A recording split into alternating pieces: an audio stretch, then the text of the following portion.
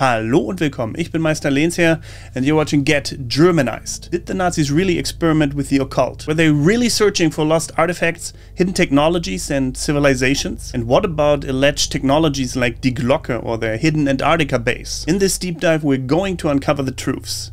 So let's get going, lasst uns anfangen. All on board, what should I do? Ah, ich weiß. Nazi Germany's fascination with the occult and pursuit of secret technologies has given rise to enduring legends and conspiracy theories. From the party's early ties to mystical societies to SS chief Heinrich Himmler's arcane obsessions, elements of occultism and pseudoscience permeated aspects of the Third Reich. At the same time, Nazi propaganda touted Wunderwaffen, wonder weapons, and other advanced projects. Some real and some imagined, that promised to change the course of the war. Decades after World War II, these threads of mysticism and mystery have been woven into countless post-war myths about hidden bases, Nazi flying saucers, and esoteric conspiracies. This investigation examines the historical evidence and expert analyses behind these claims, from the influence of groups like the Thule Society to Himmler's mystical archaeology to alleged superweapons like die Glocke, separating documented facts from post-war fiction. Esoteric societies and Nazi ideology, Thule and Vril, Aryan myths and early Nazi links. The Thule Society was a German occultist and völkisch or ethno-nationalist group founded in Munich after World War I and named after a mythical northern land, Thule, often identified with Atlantis or Hyperborea. Thule members were devoted to studying the supposed ancient origins of the Aryan race and embraced Ariosophy, an occult doctrine of Aryan wisdom developed by Guido von List and Lanz von Liebenfels. In practice, the society was virulently anti-Semitic and anti-communist, and it became a networking hub for right-wing extremists in Bavaria. Notably, members of Thule played a role in the formation of the German Workers' Party, the DAP, in 1919, the small party Adolf Hitler joined and later renamed the National Socialist German Workers' Party, the NSDAP. Several early Nazi figures had links to Thule. For example, Dietrich Eckart, a mentor to Hitler, Rudolf Hess, and Alfred Rosenberg were associated with the society. Thule's influence was reflected in Nazi ideology's blend of racist pseudo-history and myth, such as the belief that a heroic Aryan civilization descended from Atlantean ancestors. However, once Hitler rose to power, occult groups like Thule were dissolved or absorbed. In 1933, the Thule founder von the Bottendorf even boasted that Thulers were the ones to whom Hitler first came, prompting the Nazi regime to ban his book and shut down esoteric organizations by 1935. Despite this, some of Thule's notions, like the use of runic symbolism, lived on in Nazi culture. For example, the SS's Sig rune logo was inspired by Liszt's rune mysticism, the Vril Society. Fact or fiction? Alongside Thule, many popular accounts mention a secret Vril society in interwar Germany that supposedly influenced Nazi occult ideology. In conspiracy literature, the Vril Society is described as a Berlin-based group of mystics who sought to tap an etheric energy called Vril and even build advanced aircraft powered by it. Some stories claim that Vril occultists in league with Thule members developed flying discs, die Reichsflugscheiben, and made contact with supernatural beings or extraterrestrials. However, historians find no evidence that a Vril society ever actually existed. The idea appears to originate from fiction and post-war conspiracy writers. The term Vril itself comes from Edward Bulwer Lytton's 1871 science fiction novel The Coming Race, which imagined a subterranean people wielding a powerful energy called Vril. 20th century occult writers and later Morning of the Magicians in 1960 built upon this fiction, weaving Vril into Nazi lore. In reality, no contemporaneous records of a Vril society have been found, and claims about his role in Nazism are regarded as pseudo-historical. Nevertheless, the legend of Vril entered post-war mythology, often linked to fantastical accounts of Nazi UFOs and Antarctic bases. In summary, the Thule Society did play a documented role in shaping early Nazi ideology by injecting Ariosophist and occult racial ideas, whereas the Vril Society is a post-war myth with no verified influence on the Third Reich. Occult beliefs among the Nazi leadership: mysticism, astrology, and Himmler. Hitler's public rejection was his private fascination. Adolf Hitler's personal relationship with the occult was ambivalent. Publicly, the Führer presented himself as guided by scientific racism and pragmatic Realpolitik, and his regime outlawed Freemasonic and occult groups soon after coming to power. Hitler even derided Himmler's more arcane pursuits as nonsense. Yet Hitler was not immune to mystical thinking. He held a quasi-messianic belief in his own destiny and the power of fate, and he was influenced in his youth by occult-tinged nationalist writers. For instance, Hitler read Lanz von Liebenfeld's Ostara pamphlets, which blended racist theories with occult lore about lost Aryan powers. Early in his career, Hitler also had the patronage of Dietrich Eckart, a Thule Society member who steeped him in folkloric Germanic mystique. There are anecdotes of Hitler consulting or at least tolerating astrologers and clairvoyants, especially when they delivered optimistic predictions. One famous occult confidant was Erik Jan Hannussen, a self-proclaimed clairvoyant who coached Hitler in public speaking and allegedly predicted the Reichstag fire, though Hannussen, who was of Jewish origin, was murdered by the Nazis in 1933, likely to bury inconvenient secrets. In general, Hitler allowed occult and border science ideas to circulate in Nazi circles when they were useful, but he remained skeptical of anything that might challenge his own ideological control. Heinrich Himmler, architect of Nazi occultism.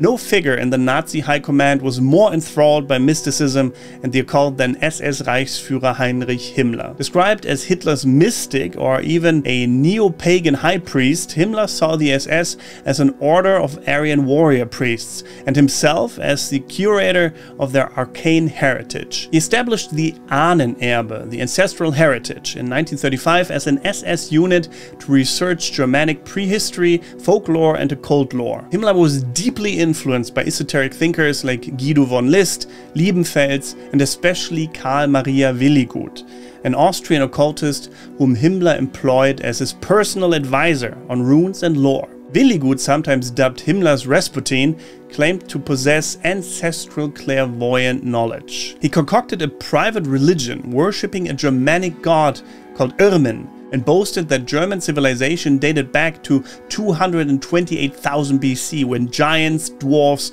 and other mythic beings roamed a world lit by three suns.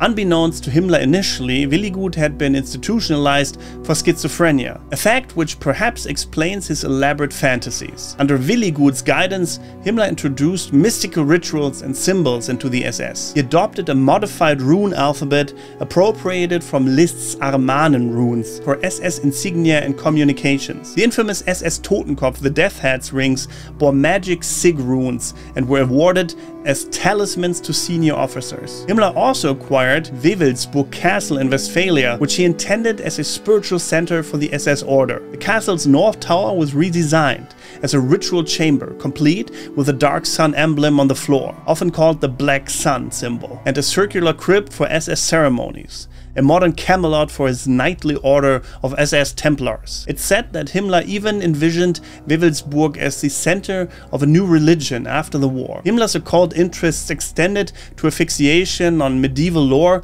and holy relics. He was fascinated by legends of the Holy Grail and King Arthur, seeing them as part of an Aryan cultural lineage. Indeed, Himmler reportedly had a grail-like object, a large crystal, installed at Wewelsburg, and fancied the castle's dining hall as a round table for his 12 highest SS generals. He made annual pilgrimages to the tomb of Heinrich I, Henry the Fowler, in Quedlinburg, believing he might be the reincarnation of the 10th century king. In private, Himmler was an avid believer in astrology and divination. He kept an astrologer on staff and cast horoscopes for strategic guidance, until Hitler later forbade astrologers after Deputy Führer Rudolf Hesse's ill-fated solo flight to Britain in 1941, an episode itself influenced by astrological timing. Along with astrology, Himmler showed interest in practices like dowsing, herbalism, and homeopathy as part of an SS-sponsored return to a mythical Germanic folk wisdom. His Ahnenerbe researchers dabbled in searches for everything from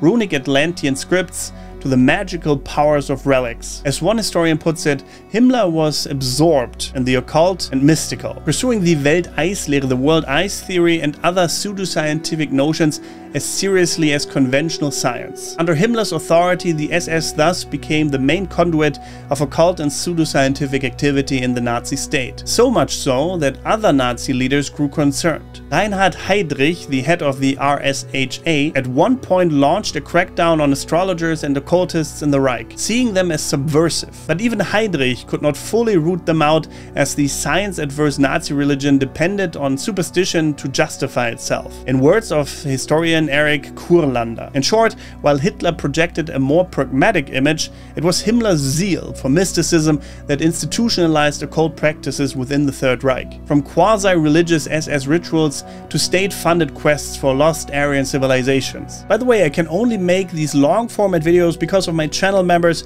and patrons on patreon.com/getgermanized, so I would highly appreciate it if you considered becoming a supporter of this channel. Thank you very much. You can find the links to my support options in the video description. Other Nazi leaders and occult interests. Beyond Himmler, several high-ranking Nazis indulged in mystical or astrological beliefs of varying degrees.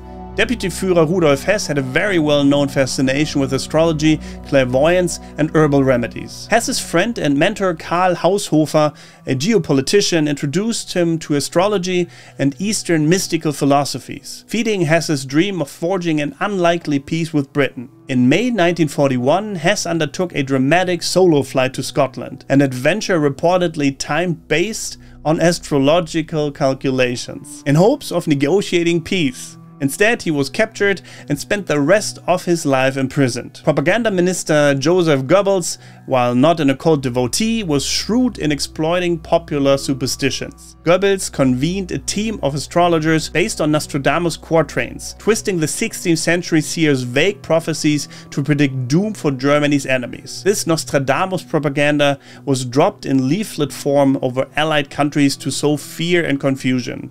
Even Heinrich Himmler's deputy in the SS, Reinhard Heydrich, despite detesting occultists, allegedly consulted a pendulum dowser to locate the enemy's convoys during the war, illustrating the occasional inconsistency between Nazi rationalist pose and occult experimentation. Overall, interest in the supernatural was pervasive enough that in 1941 the Nazi leadership felt compelled to ban fortune-telling, astrology, and occult groups, a ban hypocritically ignored by many top Nazis themselves. The paradox of Nazi occultism was that a regime claiming scientific modernity simultaneously embraced arcane beliefs when they appeared to reinforce, well, Nazi ideology or boost the morale. As we will explore next, the blend of mysticism and pseudoscience would manifest in grandiose technological projects and far-flung expeditions under Nazi auspices, secret projects and Wunderwaffe, high technology and mythical weapons. By the latter years of World War II,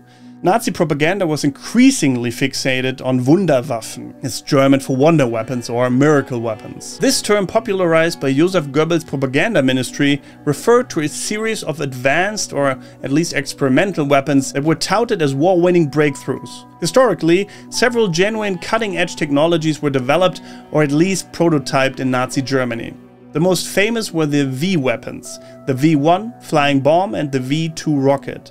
Early cruise and ballistic missiles unleashed against Allied cities in 1944 to 1945. The V-2 in particular was revolutionary as the world's first long-range guided ballistic missile, a product of Wernher von Braun's team at Peenemünde. Other wonder weapons included the Me-262, the first operational jet fighter, which outpaced Allied aircraft. New U-boat types like the Type 11, electro-submarine and super heavy tanks and guns, for example the Maus tank and the V3 supergun. However, while these innovations were real, Nazi propaganda wildly exaggerated their impact.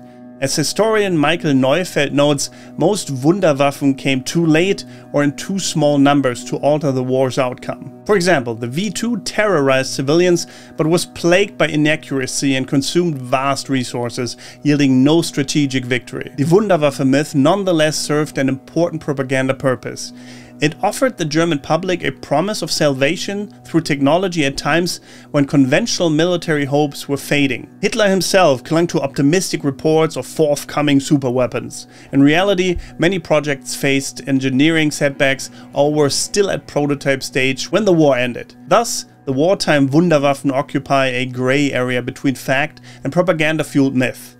They existed and some were used, but their legendary status was far inflated beyond their actual effectiveness. Legendary secret weapons. Die Glocke, the bell. Beyond the known Wunderwaffen, an array of alleged secret Nazi technologies has captured the imagination of authors and conspiracy theorists. Foremost among these is the fabled Die Glocke, or Nazi bell. According to post-war lore, Die Glocke was a top-secret device developed under SS supervision in the waning days of the Third Reich, often described as a bell-shaped machine that emitted strong radiation, with a supposed ability to defy gravity or even distort time and space. The story originates from Polish journalist Igor Witkowski, who in 2000 claimed to have uncovered evidence of such a device in formerly classified Polish war records. Witkowski's sensational claims were later picked up by British author Nick Cook in The Hunt for Zero Point, which introduced Die Glocke to English-speaking audiences and linked it to Nazi occult research and anti-gravity experiments. The legend states that Die Glocke was tested at a secret facility in Lower Silesia, and that it mysteriously vanished at war's end, sparking theories that it was hidden by the Nazis or taken by the US in Operation Paperclip. However, no physical evidence or wartime documentation of the bell has ever been produced. Mainstream historians and researchers generally consider Die Glocke to be a myth or even a hoax. Reviews of Cook's and Witkowski's work note that their claims rely on anonymous second-hand testimony and fictitious accounts rather than verifiable facts. As one reviewer puts it, Die Glocke appears to be a recycled reflection of earlier rumors of Nazi occult science, built on untangling science from pseudoscience, in a way that seduces readers but ultimately provides no proof. Indeed, Die Glocke has been heavily criticized as pseudo-history, as a classic example of how to spin an exciting yarn based on almost nothing. In the words of skeptic Robert Schiefer, the consensus is that if any bell project was underway, it left no trace in the historical record. And the extravagant powers attributed to it, like anti-gravity propulsion, time travel, etc., belong to science fiction rather than science. At least that's what some think. Despite this, Die Glocke has cemented itself in the lore of Nazi super technology and often features in novels, TV shows and video games that explore occult Nazi science. Nazi flying discs and UFOs. Hand in hand with tales of the bell are the numerous accounts that Nazi Germany developed flying saucers or other aircraft far beyond conventional Allied understanding. During the war, Allied pilots reported mysterious Foo Fighters, odd lights or objects in the sky, which some speculated could be enemy secret weapons. After 1945, as the UFO phenomenon took off, one theory posited that some UFOs were actually German flying machines that had survived or been further developed in hiding.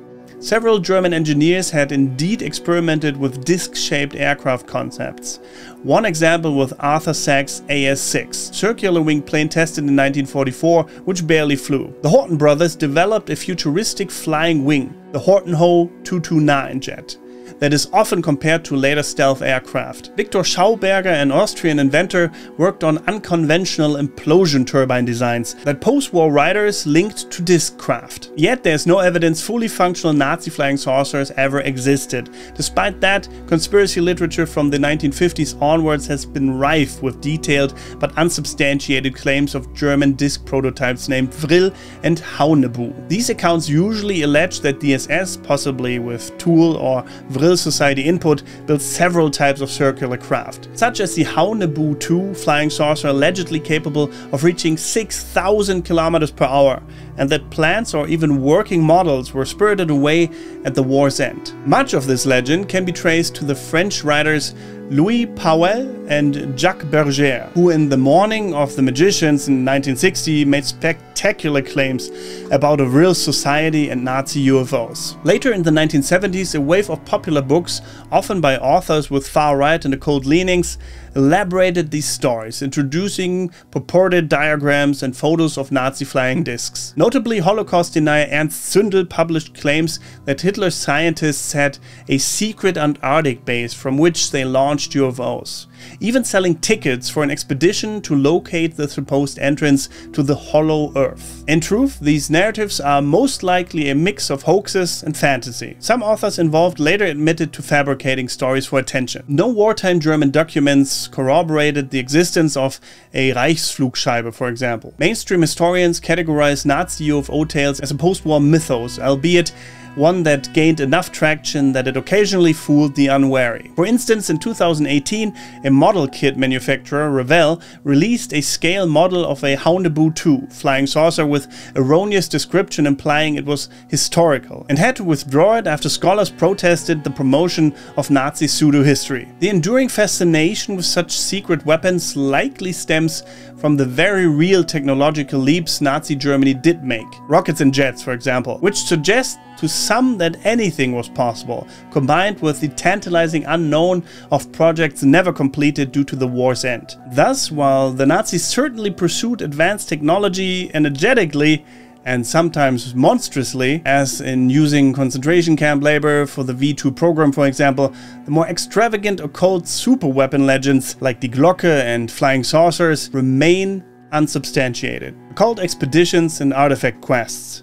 The Ahnenerbe search for ancestral secrets. One of the most bizarre aspects of Nazi occult involvement was the series of expeditions and research projects undertaken by the SS Ahnenerbe organization. Founded in 1935 and subsidized by Himmler, the Ahnenerbe, officially the Deutsches Ahnenerbe Studiengesellschaft für Geistesurgeschichte or German Ancestral Heritage Research Society for Primeval Intellectual History, was a state-sanctioned body devoted to uncovering evidence of the ancient supremacy and global spread of the Aryan race.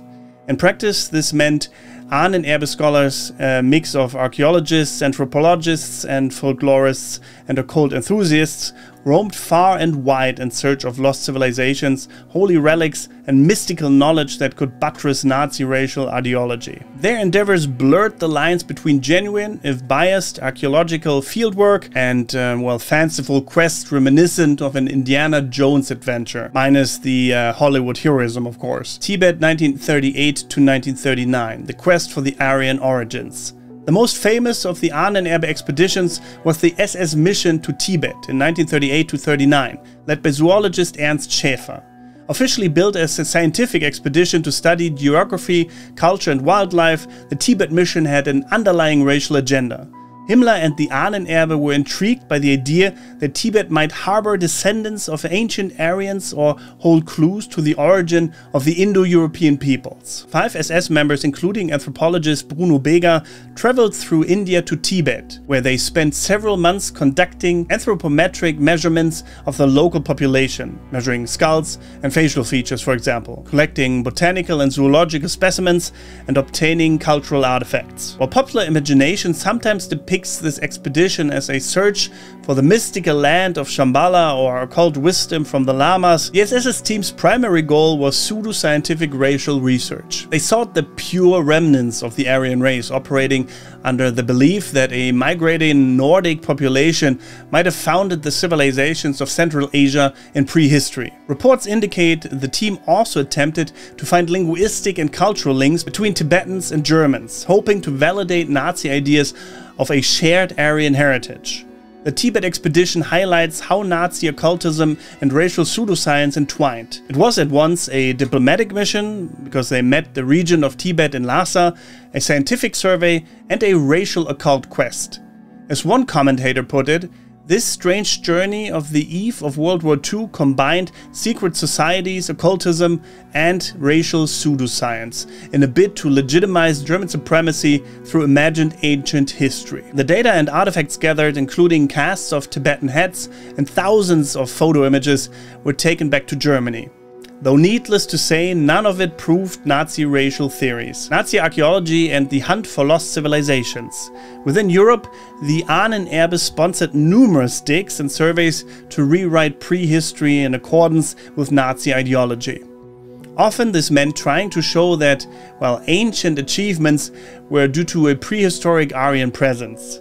For example, the Ahnenerbe co-founder Hermann Wirth believed that Ice Age petroglyphs in Scandinavia were remnants of an Atlantean script of a Nordic ur-culture. In 1936, Wirth led an expedition to Bohuslän in Sweden to study Bronze Age rock carvings, convinced he could decipher them as the world's oldest runic writing. His interpretations were based more on an occult intuition than science. At one point he identified carvings of circles and lines as symbols of a lost Aryan calendar, and proclaimed that the image of a man with raised arms to be the son of God from an ancient Aryan religion. The Ahnenerbe team dutifully made casts of the carvings and shipped them to Berlin, but mainstream archaeologists were not convinced. Similarly, Ahnenerbe researchers excavated sites in Germany, such as the Externstein rock formation, looking for evidence that Teutonic ancestors had dominated Europe long before Rome. They even studied the legend of Atlantis, with some Nazi theorists suggesting Atlantis was a prehistoric Aryan homeland that sank, dispersing its people worldwide. Himmler entertained this notion as a possible explanation for finding Aryan traces in places like the Himalayas or South America. Indeed, an ambitious Ahnenerbe expedition to search for Atlantis in the Andes was planned for 1939, focusing on ancient sites in Bolivia and Peru. But it was cancelled when the war broke out. Nonetheless, Nazi archaeologists did travel to remote corners. In 1936, an SS team went to the Finnish Karelia region to record pagan rituals and witchcraft practices, seeking living examples of ancient Germanic shamanism. They filmed a Karelian sorceress who, upon their arrival, performed a ceremony to summon the spirits of ancestors and divine the future. An event the SS researchers treated as validation of occult heritage surviving among Nordic-related peoples. Such expeditions blended scientific curiosity with occult fascination, as the Nazis selectively interpreted local legends and customs to fit their Aryan narrative. The hunt for holy relics and magical artifacts. Nazi occult quests were not limited to ethnic origins, they also extended to legendary artifacts. One of the most persistent stories involves the Holy Grail. Heinrich Himmler took a personal interest in the Grail myth, inspired by Richard Wagner's opera Parsifal and the medieval Cathar lore of southern France. He sponsored research by Otto Rahn, a young SS scholar enthralled by Catharism and Grail legends. Rahn scoured the ruins of Cathar castles like Montségur in the French Pyrenees, convinced he might find the Grail or evidence of its existence at least. In 1933, Rahn published Crusade Against the Grail, suggesting the Grail was a symbol of pure Aryan religion, preserved by the Cathars. Himmler was so impressed that he recruited Rahn into the SS and funded further searches. Though Rahn never found a Grail and met an untimely death in 1939, Himmler's fixation remained. Wewelsburg Castle's affirmation Grail room with a crystal was perhaps an homage to this dream. Another relic obsession was the Spear of Destiny, the Holy Land said to have pierced Christ's side. When Hitler annexed Austria in 1938, he took possession of the Habsburg imperial regalia in Vienna, which included a lance reputed to be that holy spear. Hitler, who had seen this artifact in a museum as a young man, felt a mystic connection to it. He ordered it sent to Germany. While this is more artifact lore than an expedition, it fueled later myths that the Nazis sought Christian relics for occult power. Additionally, some Nazi researchers investigated myths like Thor's hammer or the Aryan rune swords of the Edda, though these were more literary studies than physical hunts. Pseudoscience with a purpose. The through line of all these efforts was to provide a mythic historical backing for Nazi racial ideology. The Ahnenerbe's motto essentially was to prove that the German ancestors had been superior since prehistory. Many involved were willing to fabricate evidence or leap to fantastical conclusions to meet this goal. The Nazi state then weaponized these findings in propaganda, for instance claiming that archaeological digs showed ancient Germans had built civilizations older than Rome, thereby justifying contemporary German expansion. Heinrich Himmler once flatly stated that if scholarly research did not support Nazi beliefs, then scientific methods must be faulty and should be revised. This attitude led to extensive pseudo-archaeology.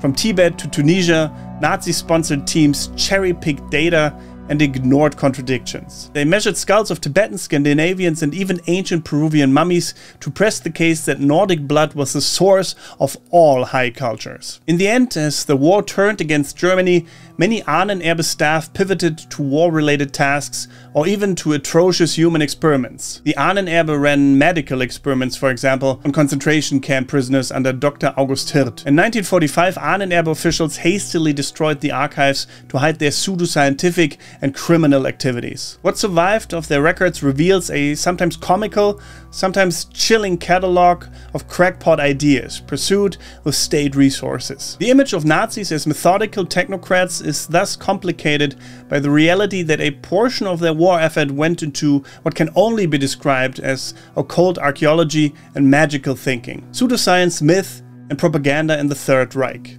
Nazi occultism was not an isolated sideshow.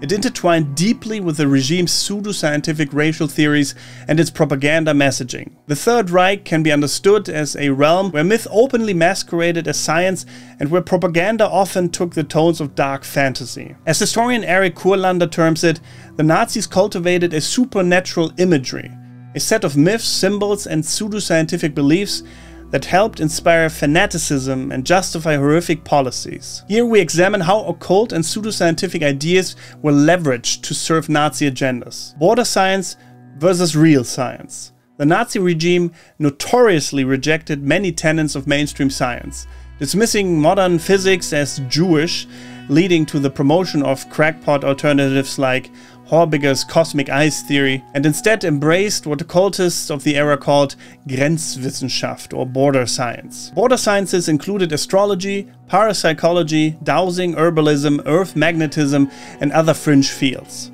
In the 1930s, such topics had some popular credibility, and the Nazis gave them an official platform. Parapsychology experiments, for example testing telepathy or pendulum dowsing for military uses, received funding. Astrologers and prophets found eager audiences in the Nazi elite mid-war. This flourished to the point that in June 1941, after Hesse's flight, the regime conducted the Aktion Hess Purge, arresting hundreds of astrologers, occult practitioners, and fortune-tellers in Germany. Yet, even after these raids, occult ideas persisted under the surface, as Himmler and others quietly continued their fascination. The Nazis even had a term for pseudo-scholarship that mixed myth with racism. Wissenschaftliche Fantasterei, scientific fantasy. For example, Hans Horbiger's world ice theory, which argued ice moons and global floods shaped human history, was eagerly adopted by Nazi ideologues as a Germanic alternative to Jewish physics. Hitler and Himmler both reportedly endorsed world ice theory.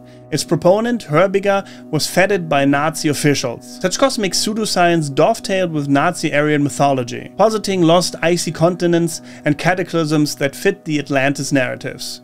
In Nazi publications, pseudoscientific racial anthropology, like measuring Aryan versus Semitic skull shapes, was presented as cutting-edge science. However, these studies were determined by ideology from the outset, with data bent to fit Aryan supremacy doctrine. As one commentator noted, under Nazism, reality was banished in favor of fantasies of racial faith, creating an ideology immune to logical contradiction. This meant that even evidence-based arguments could not penetrate Nazi beliefs, a hallmark of pseudoscience and occult thinking. Occult themes in Nazi propaganda. Nazi propagandists skillfully used occult and mythical motives to both rally Germans and intimidate enemies. The image of Hitler himself was often imbued with quasi-religious or supernatural aura, portrayed as a messianic figure ordained by providence. Goebbels in his speeches alluded to Hitler as possessing a near-magical foresight and an unearthly connection to the German folk soul. Rallies at Nuremberg were staged like pagan ceremonies, replete with torchlights, banners, the swastika itself a sun wheel occult symbol, and carefully choreographed mass rituals that induced a trance-like collective fervor. The SS adopted arcane black uniforms with silver runes and death's head symbols, consciously evoking secret society aesthetics to appear as the occult vanguard of Nazism. During the war, propaganda took an even more explicitly occult turn. The codename for the last-ditch Nazi plan for guerrilla resistance was Operation Werwolf, Operation Werewolf, deliberately invoking the German werewolf legend. Nazi radio broadcasts in 1945 featured Radio Werewolf, urging partisans to emulate the medieval werewolf figure and terrorize occupying forces. This wasn't mere code. The Nazis were tapping into a deep folkloric fear. In Nazi lore, werewolves were cast as symbolically good Aryan monsters, protectors of the blood and soil, while vampires were equated with Jews and communists, the parasitic forces draining Germany. Such imagery made it easier to dehumanize the enemy and justify extreme measures. Joseph Goebbels, ever opportunistic, also looked to the stars.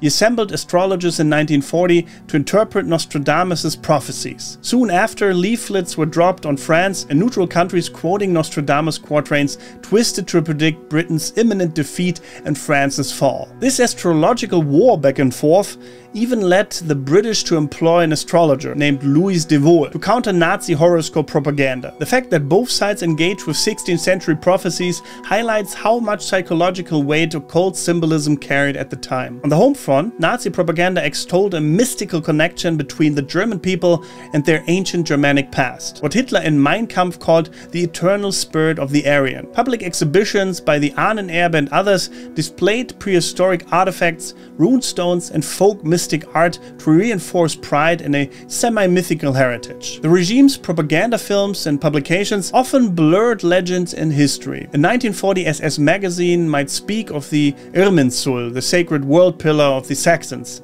in the same breath as contemporary politics, implying the Nazis were fulfilling an ancient prophecy. As Kurlander notes, unlike the Anglo-American world where occultism remained fringe entertainment, in Nazi Germany occult ideas were politicized and racialized, harnessed to serve a totalitarian state's objectives. This made Nazi propaganda uniquely potent, as it could mobilize both rational grievances and irrational fears. The result was an ideology of myth that helped otherwise educated people feel they were part of a grand cosmic struggle, beyond normal mortality or reason. In summary, Nazi occultism and pseudoscience weren't just intellectual curiosities. They were woven into the fabric of Nazi governance and propaganda. They provided a mythical framework that justified policies like Lebensraum and genocide as fulfilling some occult destiny, while also lending an air of mystery and inevitability to Nazi rhetoric. This fusion of myth and power would not only have catastrophic real-world consequences, but would also ensure that Nazi occultism continued to captivate imaginations long after the Third Reich's downfall. Post-war legends and conspiracy theories.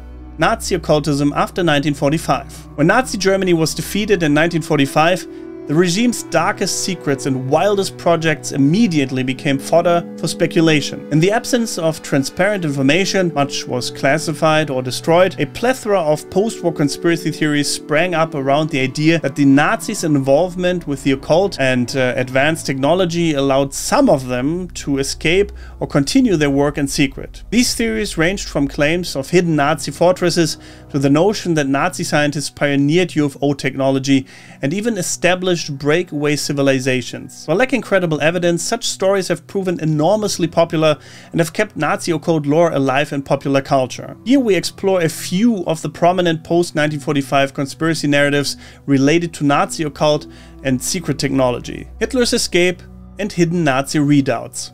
As Berlin fell in April 1945, Adolf Hitler's suicide was confirmed by the Reich's remnants, but almost immediately rumors of his survival emerged. In the chaotic first months after the war, Allied authorities noted a surge of speculation that Hitler or other top Nazis had fled to clandestine havens. One sensational theory placed Hitler in Antarctica. This idea was given voice by an article in an Argentinian newspaper in July 1945 headlined "Hitler's on Ice in Antarctic," which claimed a U-boat had whisked Hitler, Eva Braun and others to a secret base in Queen Maud Land, Antarctica. The story went global, feeding on two real events. Two German submarines, the U-530 and the U-977, had shown up in Argentina weeks after the war, fueling rumors they had transported Nazi VIPs or treasures. Although the sub-crews were interrogated and no evidence of such escape was found, they insisted they had no passengers and surrendered in Argentina simply to avoid post-war chaos. The lack of public forensic confirmation of Hitler's death, the Soviets kept details of his chart remained secret for decades, left the door open for myths. Soon books like Hitler's Está Vivo, Hitler is Alive, 1947 by Ladislas Sabo elaborated the Antarctic refuge tale. These accounts often reference the real 1938 German Antarctic expedition to Neuschwabenland or New Swabia, suggesting that the Nazis had established a hidden underground base there before the war's end. In reality, that expedition was for mapping and did not build any permanent bases as far as we know. Nonetheless, the idea of Base 211 Sun in Antarctica became a staple of fringe literature. It was further popularized by writers in the 1960s who claimed that Admiral Dönitz had hinted at a Führer's Shangri-La fortress in polar regions. Dönitz did speak in 1943 of an invulnerable fortress, a paradise-like oasis in the middle of eternal ice, like metaphorical, but conspiracy theorists took it literally. Allied military operations in polar areas after the war,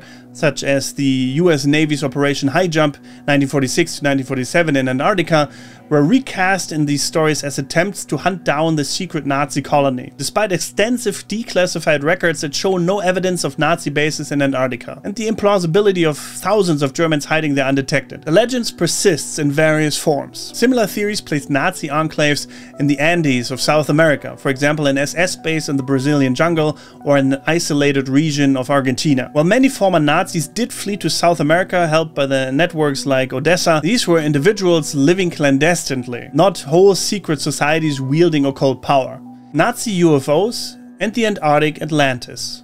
In the realm of UFO and New Age conspiracy, the post-war Nazi mythos took an extraterrestrial turn. Starting in the 1950s and gaining momentum by the 1970s, a narrative emerged that the Nazis had not only escaped, but did so using advanced flying saucer technology, and that they continued to develop this technology in hidden refuges. A prominent proponent was Ernst Zündel, under the pen name Christoph Friedrich, who in the 1970s published UFOs, Nazi Secret Weapons, and related works. Zündel's books claimed that the rash of UFO sightings after 1947 could be explained by Nazi saucers launching from a base under the Antarctic ice. He asserted that a Nazi colony in New Swabia survived, aiming eventually to conquer the world or even make forays into space. Zündel infamously advertised expeditions to find the Antarctic entrance to the Hollow Earth, charging $10,000 for a seat, demonstrating how lucrative and fantastical the myth had become. Although Zündel privately admitted to some journalists that he had concocted these stories as a publicity stunt, he publicly defended them for decades. Building on these themes, other writers proposed that Nazi scientists continue to innovate after the war by allying with other hidden forces. A particularly colorful theory by the British fiction writer Miguel Serrano, a former Chilean diplomat and ardent Nazi mystic, posited that Hitler had not died but was transformed. In El Cordón Dorado, Hitlerismo Esoterico in 1978, Serrano argued Hitler was an avatar of the Hindu god Vishnu, who had then ascended to an underground base in Antarctica to commune with Hyperborean gods, beings from the Aryan's original celestial homeland. Serrano claimed these Hyperborean gods were extraterrestrial or extra-dimensional beings, and that the Nazi exile community was in contact with them. The ultimate goal, according to this myth, was for Hitler to return at the head of a fleet of flying saucers, the Last Battalion, from the inner earth to establish a glorious Fourth Reich. This extravagant cosmology essentially fused Nazi occult beliefs with the tropes of science fiction and Hindu esotericism, creating what is sometimes called esoteric Hitlerism. Serrano's ideas, while extreme, gained him a cult following and influenced later neo-Nazi occult groups who literally venerated Hitler as a divine figure, conspiracy crossovers, and cultural impact. These post-war Nazi occult conspiracy theories had remarkable endurance, repeatedly reinvented in new guises. In the Cold War context, some far-right groups nurtured the idea of a secret Nazi order biding its time, often tied to occult practices. The concept of the Schwarze Sonne, the Black Sun, an occult symbol associated with a mosaic at Wewelsburg Castle, was adopted by neo-Nazi mystics who claimed a hidden Black Sun society survived 1945 and continues to influence world events. Elements of Nazi occult lore also seeped into UFO lore at large. For instance, the theory that the 1947 Roswell UFO crash was actually a German flying saucer. Alternatively, that the US captured Nazi anti-gravity scientists who then engineered American UFOs. Declassified documents from the CIA and FBI in the 1950s show that US intelligence did take an interest in exotic Nazi weapons, but there's nothing to suggest that they found a working flying disc. Still, the idea of Nazi tech turned UFO is a staple of speculative history. The Nazi Antarctic base myth got a pop culture boost with novels and films. For example, in recent times, movies like Iron Sky from 2012 humorously depict Nazis on the moon and in Antarctica, reflecting these long-running legends. Meanwhile, serious historians such as Nicholas Goodrick Clarke and Peter Staudenmeier have studied the post-war evolution of Nazi occultism, noting that while it's largely fiction, it has influenced real extremist movements. Goodrick Clarke's book, The Black Sun from 2002, traces how Nazi mystical beliefs re-emerged in everything from 1960s UFO religions to satanic neo-Nazi orders. The allure seems to lie in the potent combination of ultimate evil with hidden knowledge. A narrative that is endlessly fascinating and malleable. As one scholar observes, popular culture is still awash in the imagery of Nazi occultism, and many find it hard to resist the notion that arcane secrets underpinned the Nazi regime's crimes. In reality, the Nazi leadership most likely did not escape to secret bases or alien alliances. They were overwhelmingly either dead, captured, or in hiding by 1945. And while Nazi scientists did contribute to post-war programs via Operation Paperclip or its Soviet counterparts, the advances were in rocketry and aviation, not time machines or anti-gravity craft, as far as we know. Yet the mythos of Nazi occult technology has taken on a life of its own, unfettered by facts. It serves as a modern fable, a cautionary tale of hubris, and a dark well of storytelling tropes. Importantly, historians warn that these sensational myths can detract from historical understanding of Nazism's true horrors. The Nazis did not need actual sorcery or flying saucers to commit genocide and ignite war. Banal human prejudice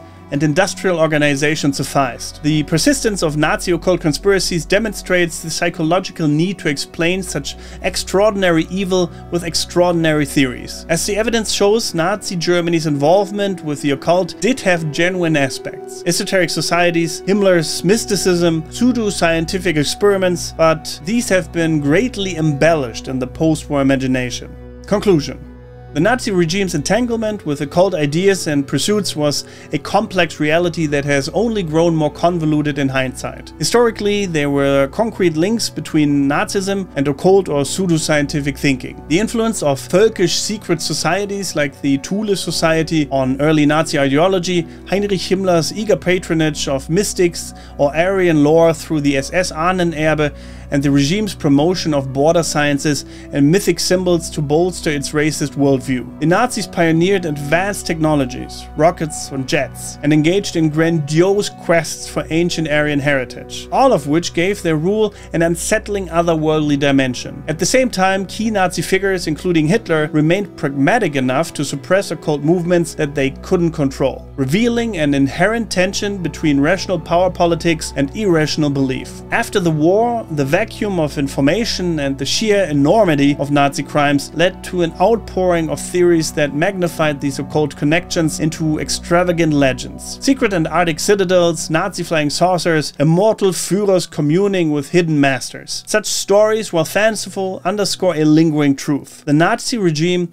consciously cultivated an aura of mystical destiny and technological miracle, which continues to captivate and disturb us. Separating fact from fiction, as we have done here with references to historical records and scholarly analyses, is crucial not only for accuracy, but also for understanding how the myth of Nazi occultism itself became a cultural phenomenon. In the final measure, the real occult power of the Nazis lay not in magical artifacts or alien tech, but in their chilling ability to turn myth into reality. To weaponize ancient hatred and new inventions alike toward destructive ends. That legacy, stripped of its supernatural trappings, remains one of the most cautionary chapters in human history. What do you think about all of this? How can we make sense of this? Are there kernels of truth behind these stories, or is it all fiction? Let me know in the comments below. Like this video if you enjoyed this deep dive. This was a lot of work, so I would really appreciate a comment, a like, and a subscribe if you haven't done that yet. And if you like these long format videos, please consider becoming a patron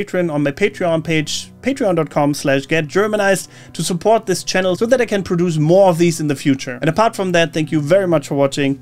Don't forget to get Germanized. Goodbye and auf Wiedersehen.